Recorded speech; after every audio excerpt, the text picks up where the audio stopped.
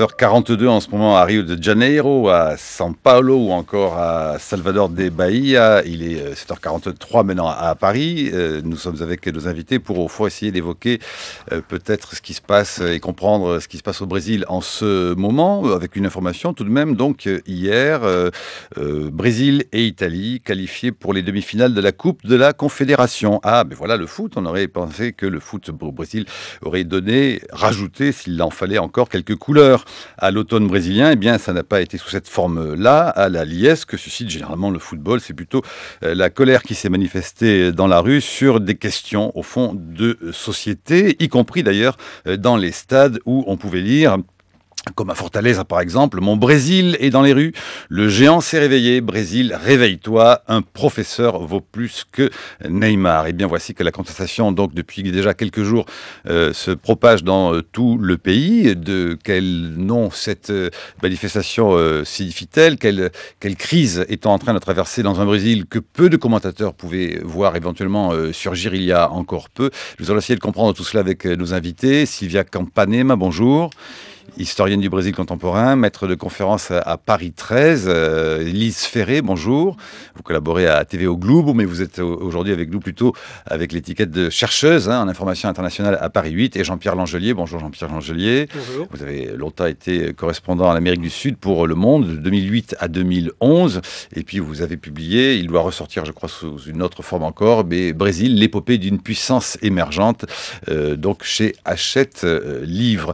Les commentateurs français pour l'instant, et nous écouterons évidemment aussi des Brésiliens interrogés au Brésil, mais les commentateurs français, comme dans les Échos ce matin par exemple, disent que finalement, on ne s'attendait pas du tout à, au fond, cette explosion, tout d'un coup, cette contestation dans la rue des Brésiliens, notamment parce que les uns disent que l'organisation du mondial de foot coûte trop cher, ou encore parce qu'un ticket de métro ou de bus augmente inconsidérément. Est-ce que vous, depuis la France, je m'adresse à nos invités brésiliennes, vous vous attendiez ou pas à ce qu'il y ait ces mouvements de contestation brésiliens, Sylvia Campanema?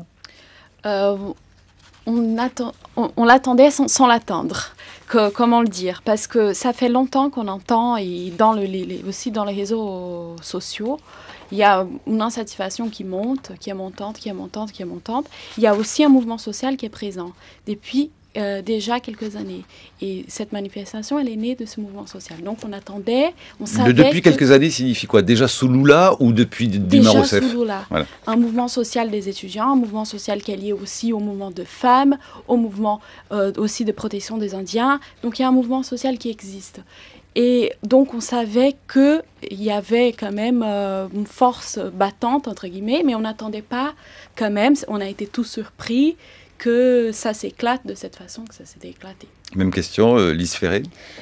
Je pense que le ticket de métro et ces questions ont été des facteurs déclenchants. Je suis d'accord avec ma compatriote Sylvia sur le fait que cela était déjà attendu, parce que même si Lula il a fait un mandat, il nous a mis il a mis les Brésiliens sur la cour des grands à l'international. La politique interne, elle restait encore... il y avait beaucoup de mécontentement, surtout concernant la classe moyenne. Vraiment la classe qui se retrouve au milieu entre celle qui est aisée et la plus basse. Alors cette classe moyenne dont on parle, Jean-Pierre Langelier, est-ce qu'il ne serait pas plus exact de dire que c'est la classe des moins pauvres qu'avant?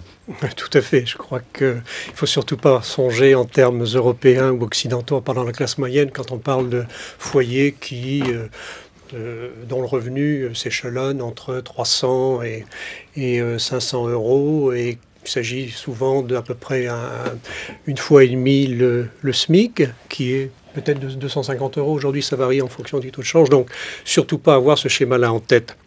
Il s'agit en effet de gens un peu moins pauvres qui, au cours des 10 dernières années, de par la politique sociale de Lula, notamment de la fameuse Bolsa Familia, la bourse famille, il s'agit en gros d'un transfert de ressources au profit des familles les plus pauvres, à deux conditions, la scolarisation et la vaccination des enfants, pour faire vite, ont vu leur situation sociale s'améliorer légèrement.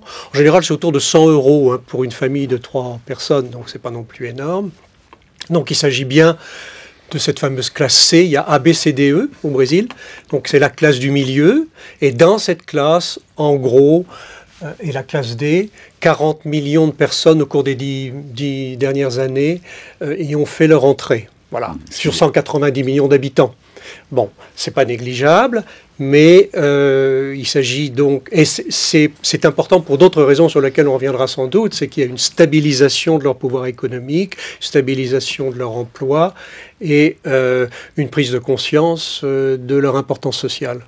Alors, je voudrais qu'on écoute justement le témoignage de 2 étudiants joints par téléphone par Nathalie Lopez, Victor et Luca, qui notamment indiquent que la hausse des prix et la colère suite à la hausse des prix est l'arbre qui cache la forêt des raisons de cette colère populaire au Brésil. Na verdade, o problema maior em tudo isso é que À vrai dire, le plus gros problème, c'est que des personnes n'ont pas accès aux services de santé. Donc l'augmentation des tarifs des transports, c'est un prétexte. Le pays a besoin de beaucoup d'autres choses que de stades. On a besoin d'un vrai système de soins et d'un vrai système d'éducation. Ils ont investi énormément dans la construction des stades pour la Coupe du Monde et ils ont oublié la santé et beaucoup d'autres sujets au Brésil.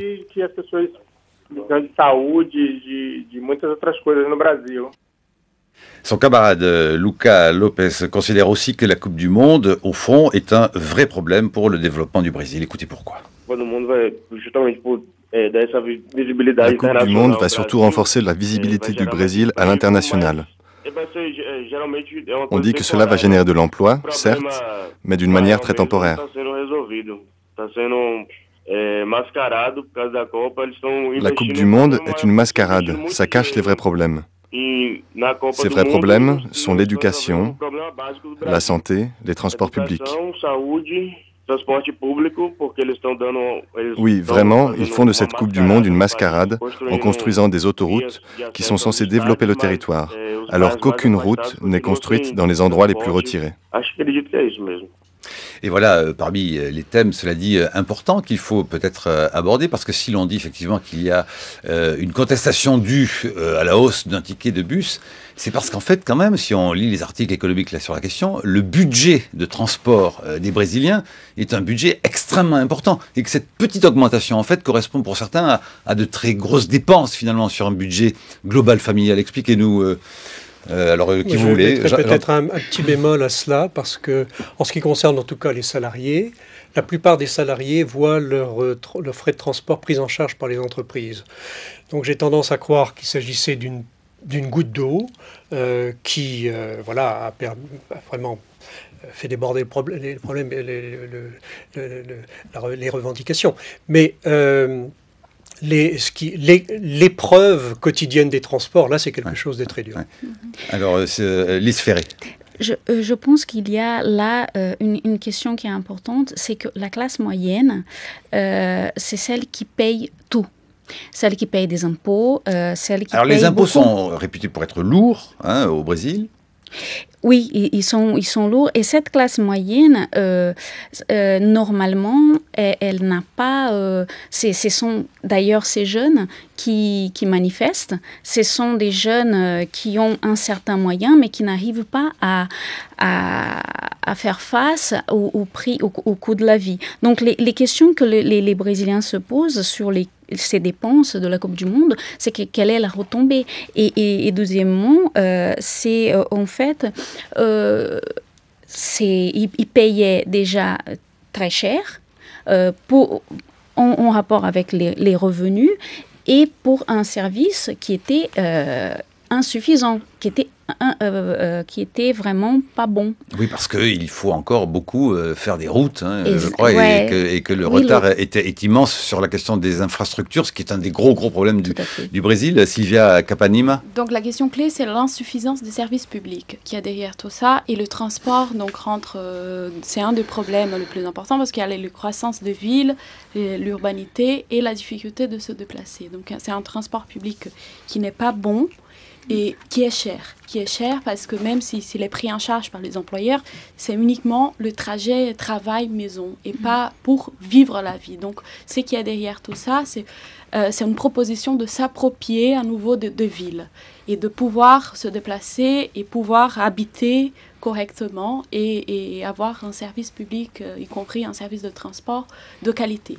Donc ce sont de jeunes qui ont commencé cette contestation avec cette idée et des personnes qui connaissent aussi les pays étrangers et c'est qu'on peut avoir dans d'autres pays. Alors on s'amuse un peu avec l'idée que les Brésiliens appellent ces mouvements la primavera brasileira, le printemps brésilien, alors que c'est l'automne en ce moment. Est-ce qu'il faut donc prendre ce mot printemps comme un peu générique qui ferait suite pour les jeunes Brésiliens qui ont initié les manifestations, qui ferait les suites à ce qu'on a appelé le printemps arabe ou les printemps des mouvements des indignés espagnols, voire grecs et européens, ou encore, est-ce qu'il y a un lien, une connexion avec les Occupy Wall Street, par exemple, encore d'il y a un an. Alors, est-ce qu'il faut faire ce parallèle ou pas forcément? Je ne sais pas. Sylvia Capanema. Oui, à mon avis, il y a plusieurs possibilités. Bon, on peut faire ce parallèle parce que le printemps symbolique, comme un mot symbolique, c'est un printemps parce que c'est un réveil, en quelque sorte, même si les forces existaient déjà.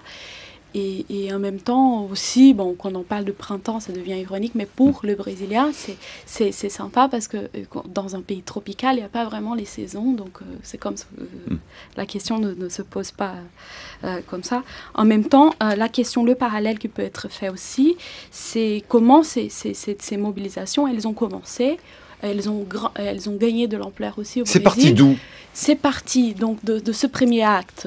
Donc c'est parti à Porto Alegre, comme on a dit tout à l'heure. Ça a commencé à Porto Alegre il y a à peu près plus d'un mois. Donc une mobilisation contre l'augmentation du coût de transport. Et après, donc à São Paulo aussi, la mobilisation contre le coût de transport. Donc c'était une mobilisation des étudiants, menée par les étudiants de l'Université de São Paulo notamment, au début. Et cette mobilisation a eu une répression très forte de la police. Et aussi les médias, dans un premier temps, ont été contre et ont taxé le manifestant de vandalisme, etc. Et tout ça a éclaté un peu dans les médias sociaux. Donc c'est pour ça que les réseaux sociaux ont eu un rôle très important. C'est pour ça aussi que c'est quelque chose qui fait aussi une connexion entre tous ces mouvements dont vous parliez. Alors Lucas Lopes nous raconte notamment l'importance des réseaux sociaux dans ces manifestations. Parce que les manifestations sont en train de prendre de l'ampleur, grâce aux réseaux sociaux notamment, Facebook a été bloqué au Brésil avant-hier. Ils ont coupé l'accès à Facebook parce que les manifestations se multiplient grâce aux réseaux sociaux, comme Twitter, Instagram, Facebook. Vous confirmez, Sylvia Capanima ou Ulysse Ferré, il y a eu des tentatives de couper les réseaux à un certain moment au Brésil? Oui, c'est possible parce que depuis 2 jours, on commence à...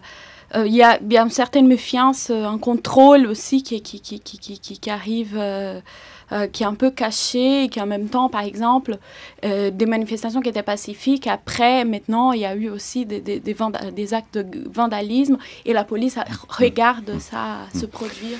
Alors pour terminer cette première partie, et nous développerons bien sûr tous ces points-là plus largement dans la deuxième partie, mais au fond une question, est-ce qu'on assiste ou pas aujourd'hui à quelque chose qui pourrait être au fond une sorte de revers, de mauvais coup pour le parti des travailleurs, pour le parti de Lula puis de Dilma Rousseff, avec, après avoir dit au fond que le Brésil était un pays émergent, et pour dire aujourd'hui que c'est un pays qui a émergé, est-ce qu'on assiste aujourd'hui à une classe sociale au fond que le pouvoir depuis Lula jusqu'à Dilma Rousseff a fait émerger, mais qui risque de lui coûter des points électoraux et qui risque de coûter à la société. Est-ce que c'est une sorte de retour, comme disent les Échos aujourd'hui, de retour à une réalité à laquelle les politiques ne s'attendaient peut-être pas forcément, Lise Ferré? Je pense que les deux facteurs peuvent s'associer. Le pays est émergent. Le pays a une croissance favorable et tous les points qui ont été évoqués. Sauf que la classe moyenne elle revendique que c'est en crise. Donc les deux choses, elles vont ensemble. C'est pas dissocié, je pense. Jean-Pierre Langelier.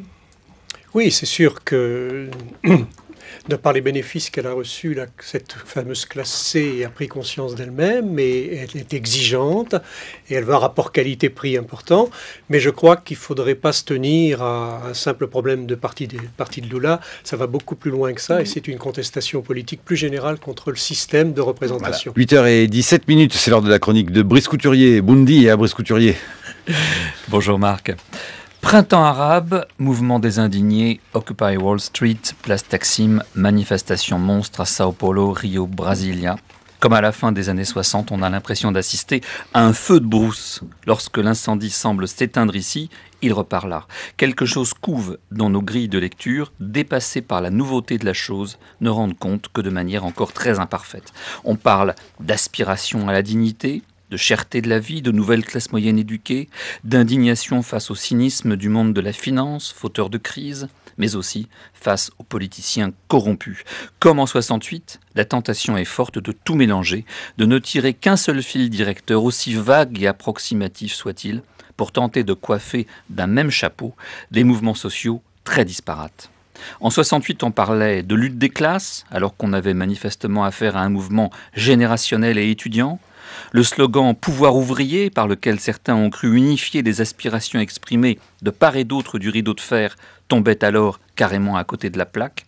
Quant au concept élastique de contestation, sa compréhension tendait vers le zéro. Qu'avait de commun en effet le mars 68 polonais, occupation des universités pour protester contre l'interdiction par le pouvoir communiste d'une pièce de théâtre du répertoire romantique dans laquelle étaient conspués le tsar et les Russes, et les manifestations du SDS allemand de Rudi Dutschke contre la venue du Shah d'Iran en 67 à Berlin. Milan Kundera a protesté contre l'assimilation du printemps de Prague, mouvement de classe moyenne modérée, à notre mai 68, encore fortement inspiré par l'idéal communiste dans ses versions trotskistes et maoïstes. Difficile pourtant de ne pas relever la solidarité des étudiants américains qui venaient d'affronter la violence policière lors de la Convention démocrate de Chicago en août 68 avec les étudiants mexicains massacrés, plus de 200 morts, par un pouvoir acharné à maintenir ces Jeux olympiques. Le 2 octobre de la même année, massacre de Tlatelolco, qui nous rappelle donc quelque chose, parce que là aussi, il y a des Jeux olympiques en cause. Qu'avaient en commun tous ces mouvements ? Eh bien, en termes marxistes, on pourrait hasarder la thèse suivante. Les superstructures y retardaient sur le développement des forces productives. Les codes moraux, la législation, le système politique, la pédagogie, tout semblait vieux et périmé. Ce qu'avait fort bien résumé à l'époque Abby Hoffman, le cofondateur du Youth International Party, en écrivant « Nous allons sur la Lune et nous avons inventé la télévision en couleur, mais on nous fait vivre comme au XIXe siècle. » Eh bien, on pourrait hasarder une thèse voisine face aux différentes versions du printemps actuel. Le Brésil, comme la Turquie par exemple, sont deux exemples du miracle économique. Les équipes dirigeantes, le PT de Lula et l'AKP d'Erdogan, ont joué avec succès l'intégration de leur pays dans la mondialisation. Les deux pays ont connu de ce fait pendant une décennie des taux de croissance phénoménaux qui ont permis un gonflement spectaculaire de leur classe moyenne. Or, celle-ci manifeste à présent un fort désir de participation politique et aspire à des services publics de qualité, alors même que la croissance de leur pays connaît une pause et que le retour de l'inflation menace leur pouvoir d'achat. Elles se reconnaissent de moins en moins, ces classes moyennes, dans le système politique en place, sans être capables cependant de définir une alternative précise. Il y a d'ailleurs dans ces mouvements un aspect explicitement anti-politique qui les fait échapper aux tentatives de récupération qui menaçaient constamment ceux de 68. Le symbole de ces printemps, appellation encore plus vague que la contestation de 68, c'est le téléphone portable. Le téléphone portable parce qu'il symbolise l'accès d'immenses masses de gens à la communication instantanée, leur connexion aux réseaux sociaux qui leur servent de forum démocratique, l'équivalent de nos assemblées générales de 68, et qui permettent la mobilisation de foules immenses. Leur capacité, à ces téléphones portables aussi, à rendre compte par la photographie et la vidéo de ce qui se passe dans les rues. Comme la télévision en couleur semblait à Abby Hoffman la preuve que le vieux monde corseté était condamné, eh bien le téléphone portable brandi par ces centaines de milliers de jeunes à travers la planète annonce une révolution. Cette révolution, nous sommes encore incapables de la nommer.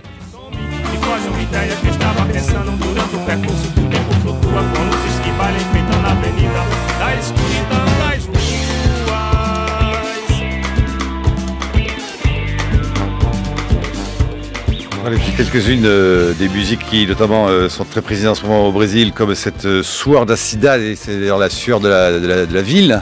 Hein, c'est ça, la transpiration de la ville, faisant, j'imagine, référence aux travailleurs du pays. La chronique de Brice Couturier à retrouver sur franceculture.fr. Alors, d'abord, comparaison est-elle raison? Est-ce qu'il faut voir, comme le disait Brice, un rapport ou pas avec ces mouvements de par le monde et celui tout récent, depuis un mois donc au Brésil, Sylvia Capanima? Oui, je pense qu'il y a des choses qui font penser à mai 68 quand même, parce que aussi les mots d'ordre et comment ils sont créés, il y a dans cette population, surtout les jeunes dans la rue. Donc on peut lire des choses très intéressantes, on peut lire les slogans. C'est quoi les slogans? Oui, parce qu'on arrive pas. Il y en a plusieurs. Il y a des choses, par exemple, nous n'avons pas besoin de stade, nous avons besoin d'écoles. Il y a des choses, par exemple, il y avait des choses drôles, par exemple, sur le Japon, parce que le Brésil avait gagné 3-0 contre le Japon. Donc il y avait une affiche qui disait « Japon, on échange notre foot contre vos écoles ». Donc il y a des choses qui font un peu émerger ces envies de services publics, comme je disais, dans plusieurs choses. Donc on parle d'école, on parle de santé, et on parle de transport, surtout de ce trois. Alors, est-ce qu'il faut aussi, du coup, faire quand même un petit rappel des faits économiques, Agnès Belazzi-Kéré, Jean-Pierre Langelier, Lise Ferré, Sylvia Capanima? C'est-à-dire qu'au fond, il y a eu un moment, le moment Lula, faisant une économie, dites-vous, au fond, assez orthodoxe sur la question de la macroéconomie, de l'international, et puis une économie intérieure, voilà, très sociale, la Bolsa Familia, les aides, et qui a connu des résultats réels de sortie de la misère de millions de gens. Est-ce qu'on arrive au bout de ça? Et est-ce que cela veut dire que si on arrive au bout de cela, c'est parce que Dilma Rousseff ne fait pas tout à fait la même politique économique et qu'elle ne porte pas du coup les mêmes fruits, Agnès Belazzi-Kéré? Oui, je crois que, enfin, sans enlever les sources purement sociales du mouvement, il y a quand même un contexte économique qui est assez particulier, où on pourrait dire, de certaine manière, que le gouvernement a fabriqué de l'inflation.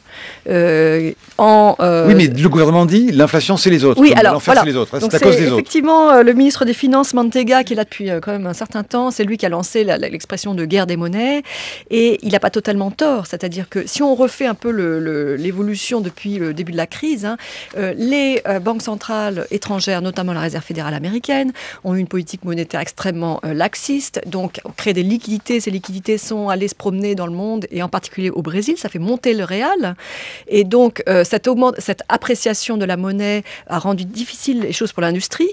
C'est une des causes, pas la seule, du ralentissement de l'activité. Il faut quand même dire qu'en 2012, l'activité était presque à l'arrêt.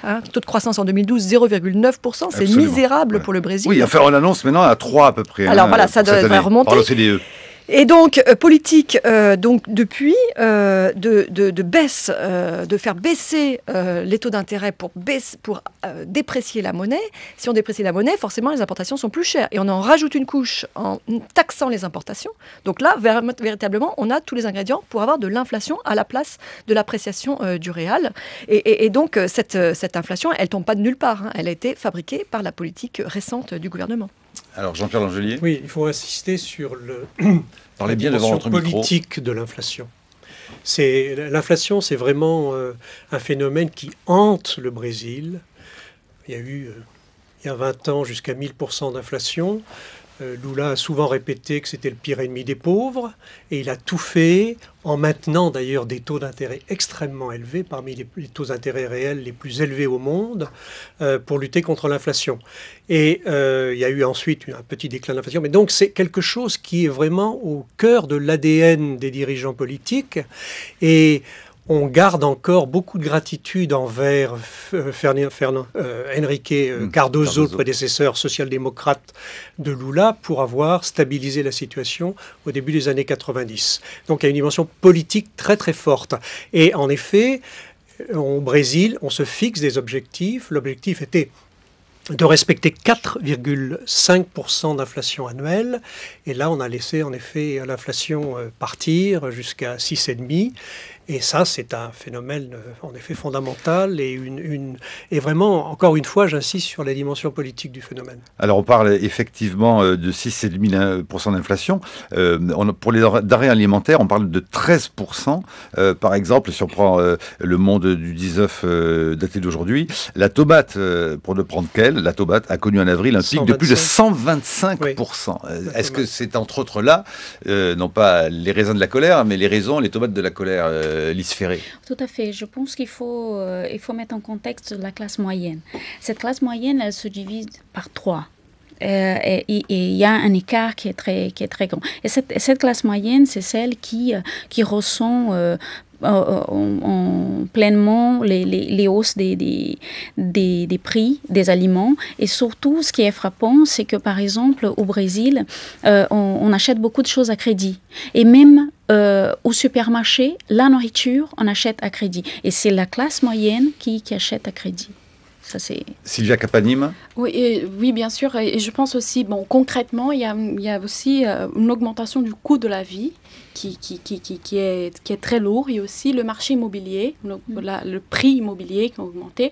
Et tout ça est lié à la Coupe du Monde. Donc, on voyait déjà depuis quelques mois ou quelques années les gens faire ce lien entre la Coupe du Monde, qu'est-ce qu'elle va apporter au Brésil. Donc, elle n'a rien apporté pour le Brésilien. Elle a apporté une augmentation du coût de la vie et du marché immobilier, surtout à Rio, São Paulo, dans les grandes villes. Jean-Pierre Langelier. Juste une petite notification sur la Coupe du Monde. En fait, là, tout le travail pédagogique d'explication de Dilma sur la nécessité d'utiliser la Coupe du Monde comme levier du développement, eh bien, est en train de faire un flop. Se retourne même contre elle. Et c'était un raisonnement assez justifié dans la mesure où ça pouvait aussi permettre à une main-d'œuvre qualifiée qui manque, notamment d'être formée dans cette période. Et dire qu'on avait créé des emplois et grâce à cela faire les infrastructures, mais qui finalement manquent, quoi qu'il arrive, pour les Brésiliens, Lys-Ferré. Je pense que le fait de la Coupe du Monde, tous les Brésiliens ont été contents avec cette conquête de la Coupe du Monde. Le problème, c'est comment on gère cet argent. Comment les Brésiliens, ils veulent de la transparence par rapport à ces dépenses. Eux aussi ils veulent de la compétitivité, moins d'impôts et de la transparence. Ça me rappelle quelque chose. Mais justement, la transparence avec l'argent qu'ils payent en impôts, ils voudraient savoir comment ça s'est dépensé.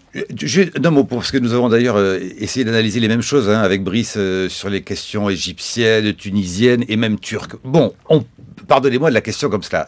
On parle des manifestants et de la contestation au Brésil. Est-ce que c'est tout le Brésil? Voilà. Est-ce qu'il faut résumer le Brésil, l'attitude face à Dilma Rousseff, face au pouvoir politique aujourd'hui, sans les minimiser tout de même, d'accord, mais est-ce qu'il faut réduire le Brésil à ces manifestations-là? Est-ce qu'elles sont un symptôme général, ou est-ce qu'il y a une grande majorité du Brésil qui trouve que ça va tout de même pas si mal que ça dans un pays qui, encore une fois, est tout de même à 3% de croissance pour cette année, on en rêverait ici, et qu'il faut faire attention aux analyses que l'on fait et à se précipiter sur ce terme de printemps? Je rappelle que nous avons mis un point d'interrogation à l'émission de ce jour. Lys-Ferré. Je pense qu'il y a les comparaisons, je me pose des questions, parce que quand même, il y a des revendications qui sont très brésiliennes, il y a des revendications qui sont très turque.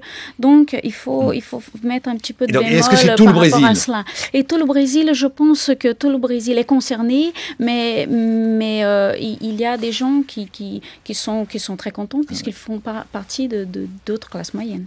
C'est clairement un mouvement qui vient, on l'a mentionné tout à l'heure, depuis plusieurs années, de secteurs très précis de la population, d'associations organisées, liées au mouvement écologiste, certains liés à la gauche radicale, général. Le mouvement pour le transport gratuit, c'est né il y a 10 ans. Et donc, autour de là, mais ce qui est sûr, et alors un mouvement jeune et urbanisé, cela dit le Brésil est maintenant à 80% urbain, pas oublier, bien sûr.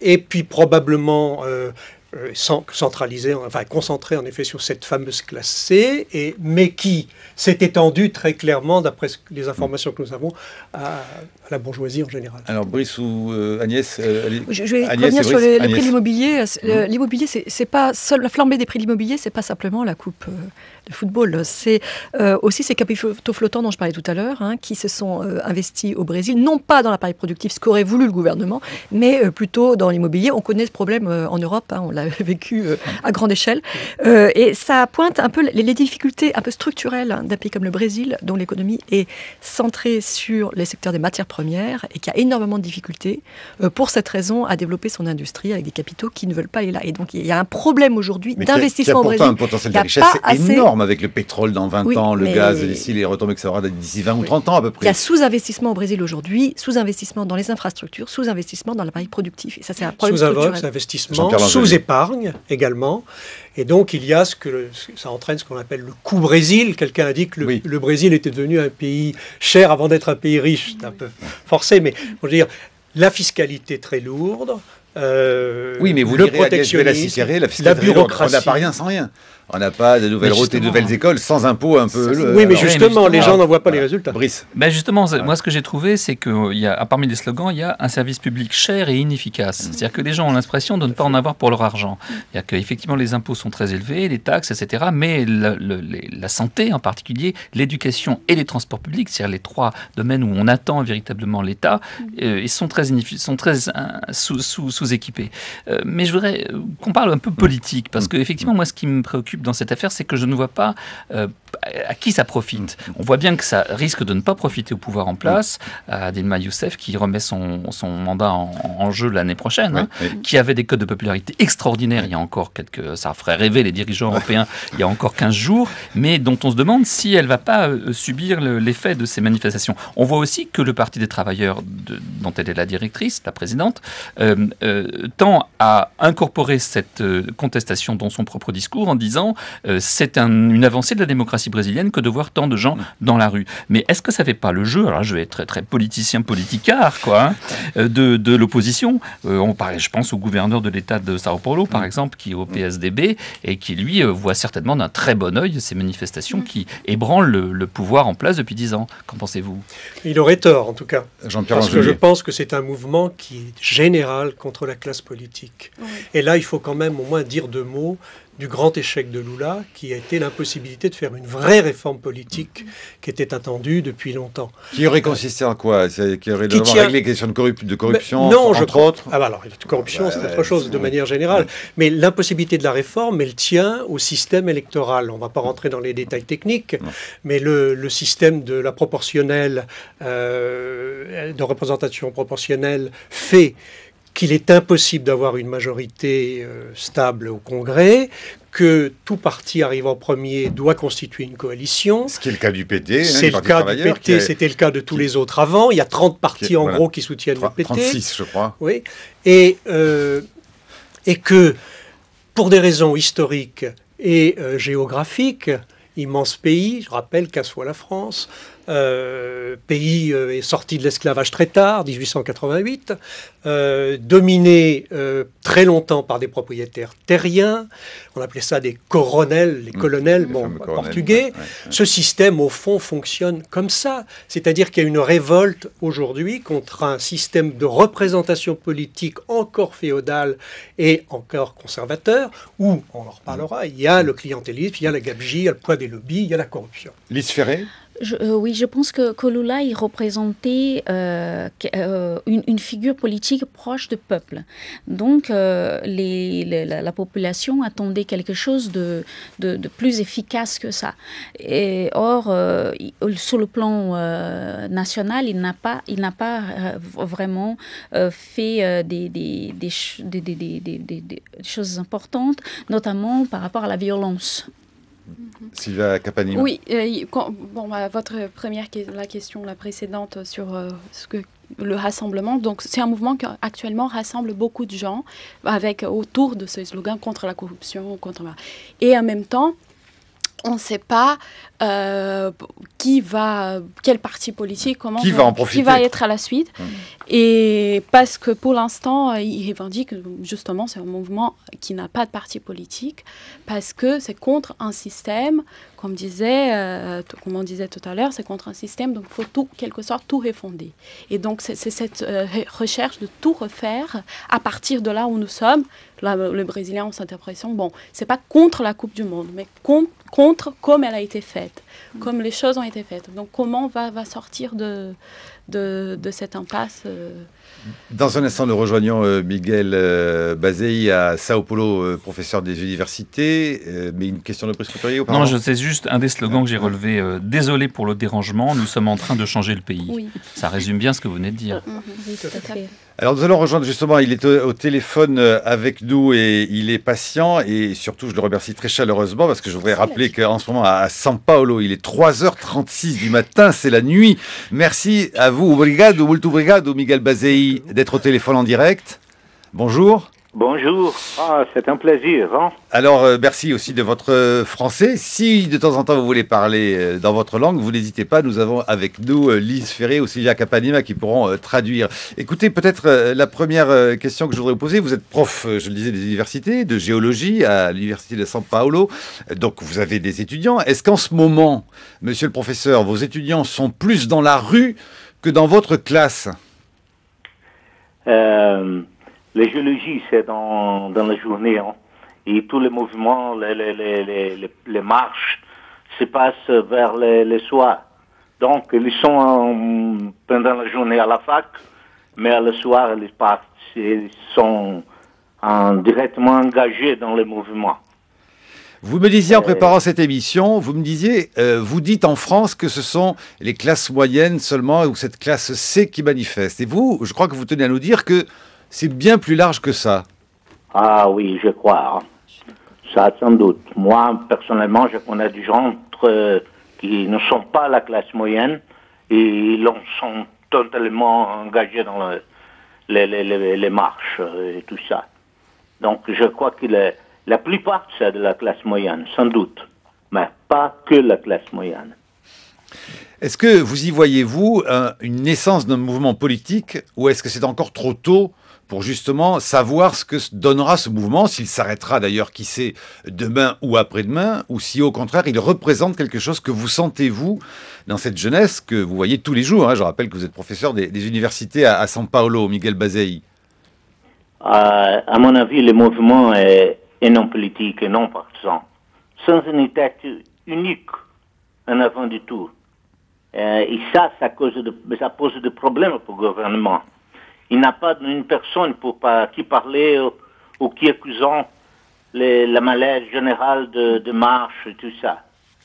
Donc, le gouvernement, il a déclaré qu'il a été pris des coups par le mouvement, notamment par la grande participation populaire. Et ça, c'est une chose, au Brésil, c'est fantastique. On a dit qu'à certains endroits, la police avait usé de méthodes répressives très dures, mais à d'autres endroits, la police a encouragé les manifestants dans leur mouvement. Est-ce que vous, par exemple, votre fils à vous, je crois avoir compris, est dans la rue? Qu'est-ce qui fait que vous n'y êtes pas encore, vous, monsieur le professeur? Moi, la police, au commencement du mouvement, de la manifestation, elle était très dure. Après, elle a vu qu'on ne sait pas la bonne façon de travailler les problèmes. Donc, elle a arrêté avec ça. Et ce moment-là, les problèmes, c'est pas les gens qui vont vraiment faire la marche, mais tous les partis de gangs, des choses comme ça, qui profitent le mouvement pour faire des sacs, pour voler, tout ça. À ce moment-là, le gouvernement a dit qu'il va demander à la police de travailler beaucoup plus sérieusement sur les choses périphériques comme la marche. Oui, mais vous, les profs, est-ce que vous allez rejoindre vos étudiants ou pas dans la rue? On faisait une allusion, Brice Couturier, à mai 68, par exemple. Ah, moi? Oui, moi, vous. J'encourage les gens à faire la participation. Hein, mon fils, il va à la marche. On fait du souci, hein, qu'est-ce que ça peut donner, tout ça, mais c'est un moment que je crois que c'est important, la participation populaire.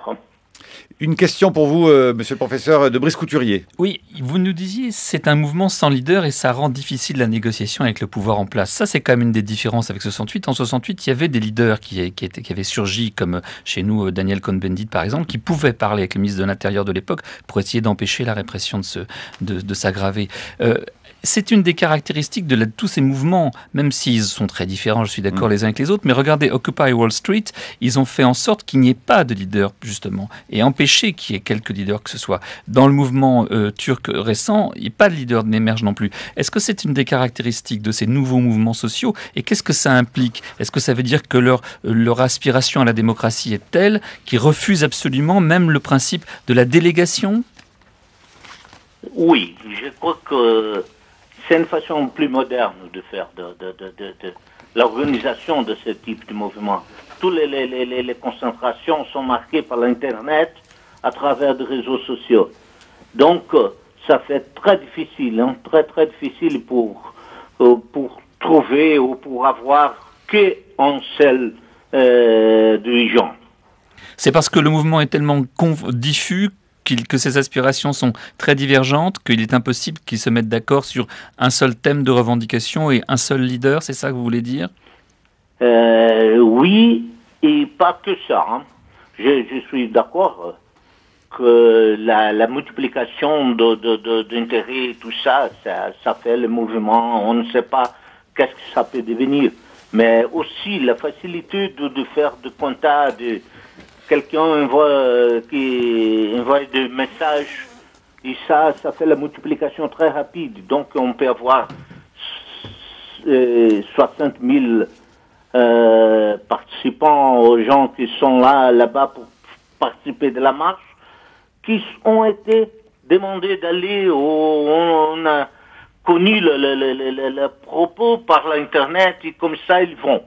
Même que sans aucune nécessité d'avoir quelqu'un qui fait l'organisation. Ça fait plus difficile hein, pour les gouvernements et aussi pour savoir qu'est-ce que ça va donner. Hein.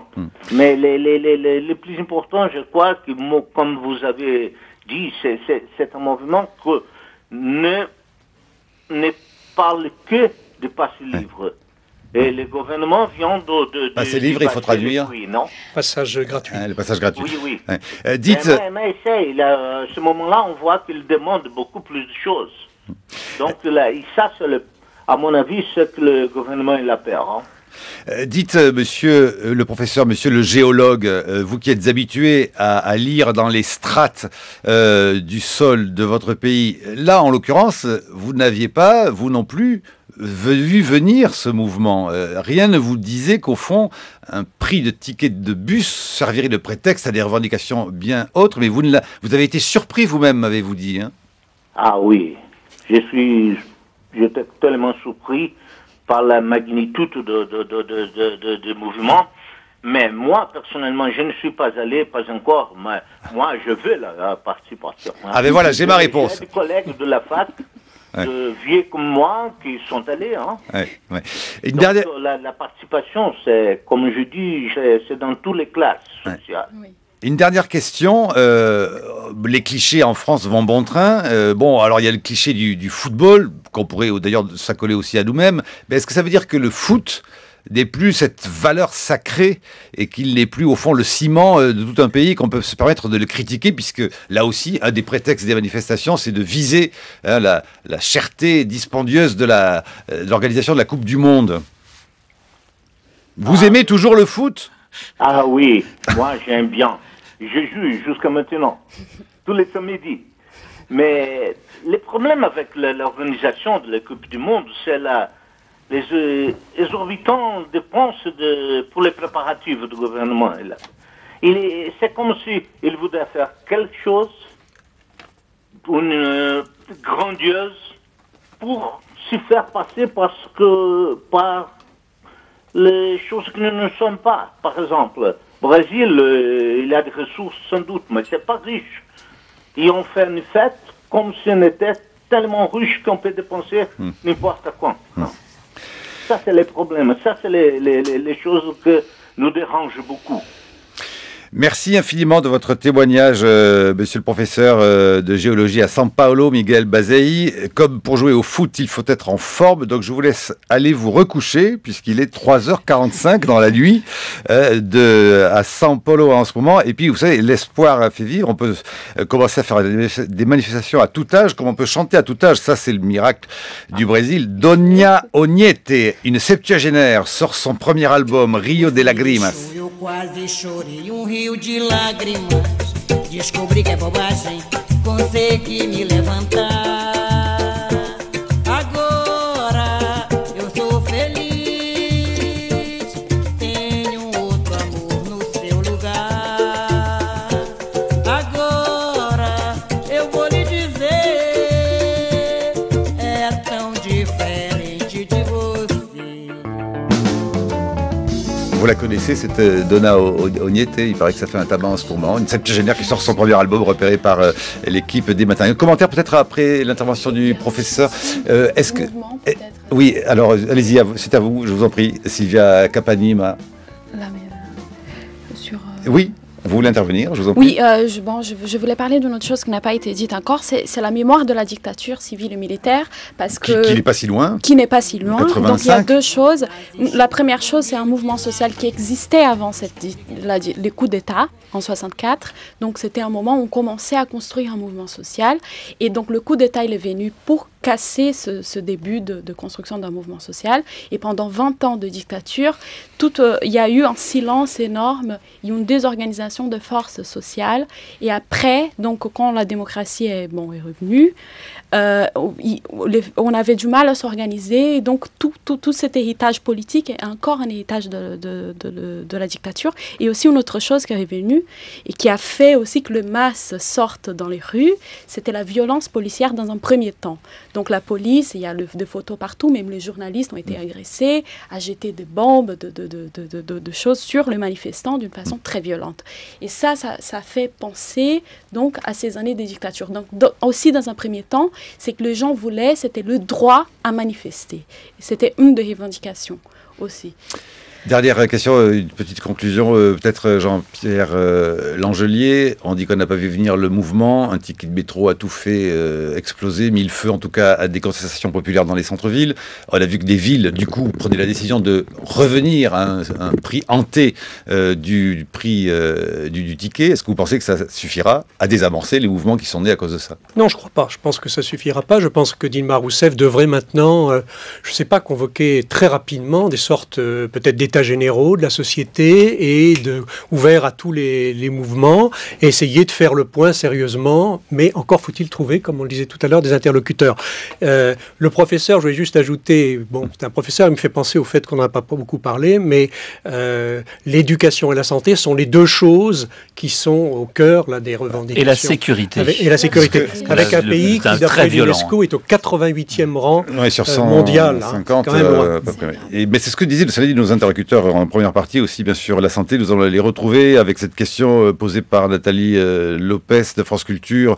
À quoi, au fond, rêvent aujourd'hui les jeunes Brésiliens? D'abord, Luca Lopez. Les jeunes Brésiliens veulent rester dans leur pays. Ils attendent qu'on leur offre les moyens de vivre dans de bonnes conditions. C'est-à-dire de pouvoir faire des études dans de bonnes conditions, de trouver un emploi. Certains doivent aller le chercher à l'étranger en ce moment, pour pouvoir envisager un avenir meilleur.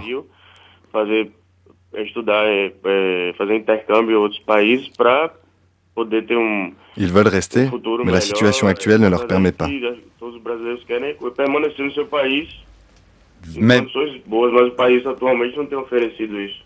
Même question à Vitor Souza.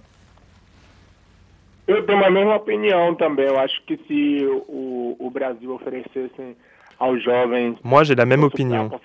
Si le Brésil pouvait offrir à ces jeunes la possibilité de grandir dans leur pays, d'avoir un bon salaire, d'aller étudier à l'étranger, je suis certain que la plupart des jeunes resteraient.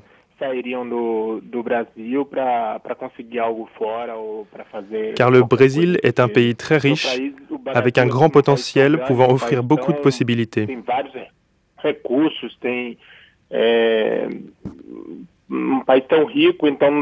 Il n'y aurait aucune raison de sortir du pays, sauf bien sûr pour les vacances.